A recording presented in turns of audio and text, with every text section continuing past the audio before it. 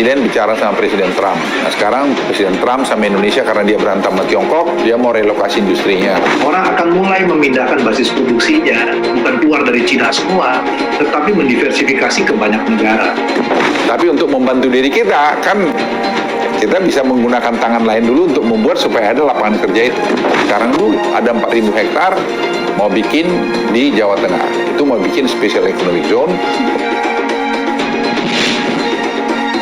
Keuntungan Indonesia di balik pertikaian antara Cina dan Amerika.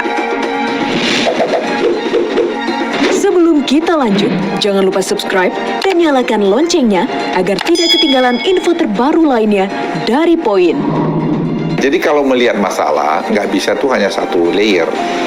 Itu mesti berkait kemana-mana.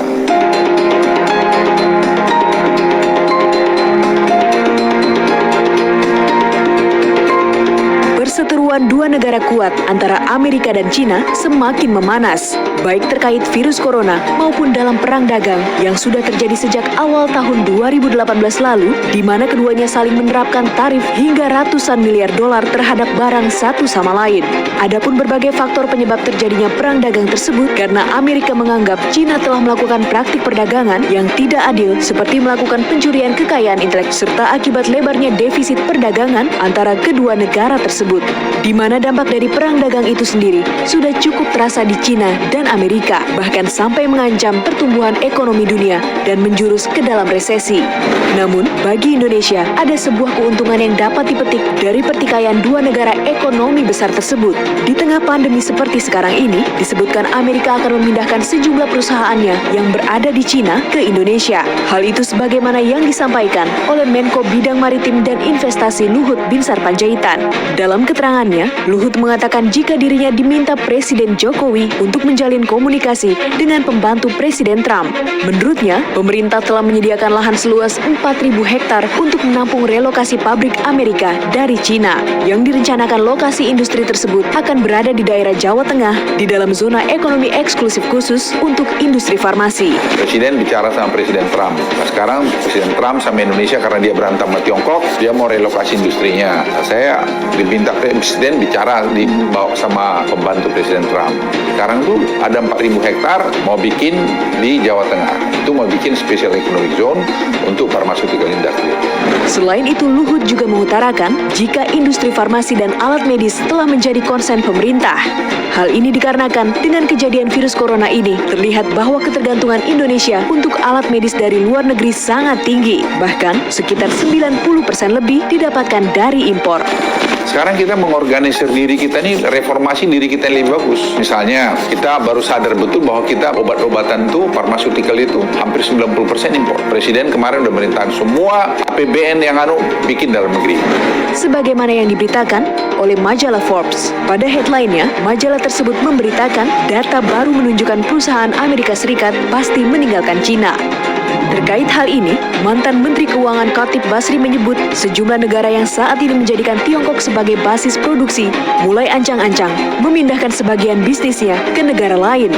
Dan ini dilihat sebagai peluang untuk meningkatkan investasi di dalam negeri.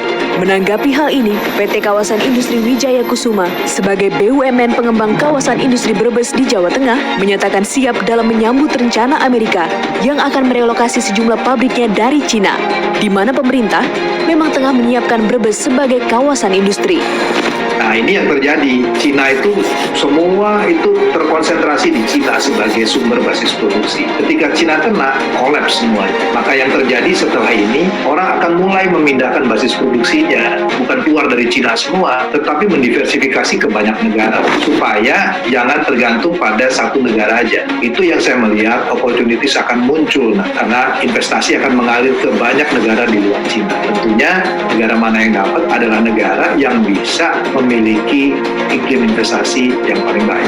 Direktur Operasional PT Kawasan Industri Wijaya Kusuma Ahmad Fauzi Nur mengatakan, jika persiapan-persiapan sudah dilakukan sejak dini untuk menciptakan kawasan industri Brebes menjadi ramah investasi, sehingga pengalaman pahit Indonesia pada tahun 2019 lalu, di mana tak ada satupun pabrik dari Cina yang relokasi ke Indonesia, diharapkan tidak terulang lagi. Sebelumnya, diketahui jika Pemprov Jawa Tengah telah menyiapkan pelayanan terpadu satu pintu yang cepat kepada para calon investor.